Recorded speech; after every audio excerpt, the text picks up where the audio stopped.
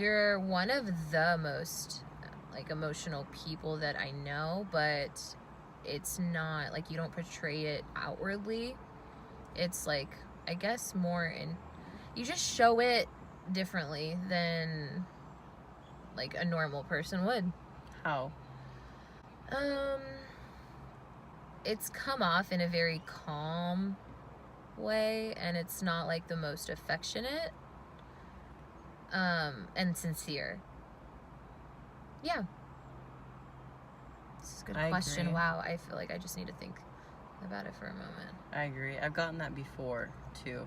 Yeah. I'm not very affectionate. It doesn't come off as very affectionate. It doesn't come off as very sincere. You're commonly mistaken for being cold. Yes. But because I know you, I know that's like the one thing that you're not. When we were still trying to figure ourselves out in high school and stuff, I did think that you were really like cold-hearted and mean because I didn't understand the way that you handled things. Like me being very open about my emotions and feelings when I'm frustrated or like sad or whatever it is, or I'm arguing with you, because that's something we've always done. I think that you would respond the way I would if you cared. People think because you care, you show emotion towards them when you're fighting or when you're upset, you know, to show like that there's mutual feelings involved.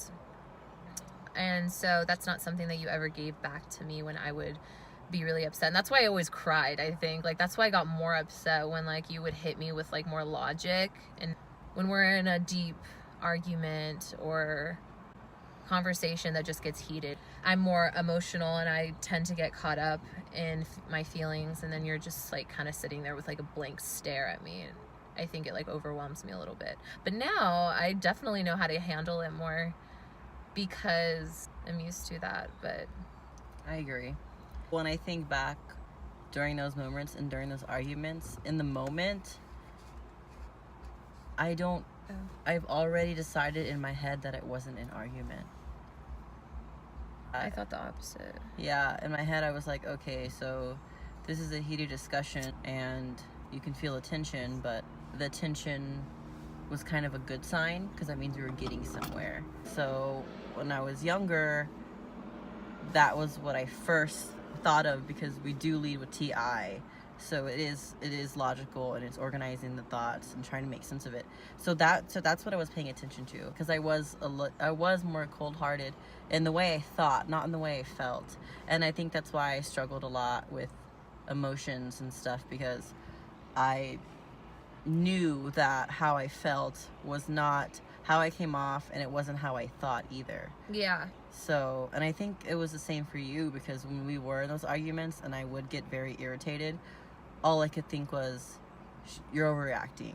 Yeah. Or, this isn't that big of a problem. The parts that would make me so frustrated to the point of me crying would always be when you make me feel like stupid, because like you can be, when you see that I'm being like dramatic in your eyes, like your Yes. reaction is like the opposite of one that would be more like empathetic or comforting. It's more the opposite in the sense like you're just like more derogatory. It's more like, why are you crying type thing, and then it upsets somebody that's upset because I don't like I mean it was always for a good reason why we argued. It was an argument, yes. Yes, and by definition. and it was like obviously necessary because like we disagreed on things. Yeah, I agree. And then to get that reaction from you worsened. Mm-hmm. So I mean, it's still, we don't really get in arguments like we used to, so it's not like we come across that much anymore. But No.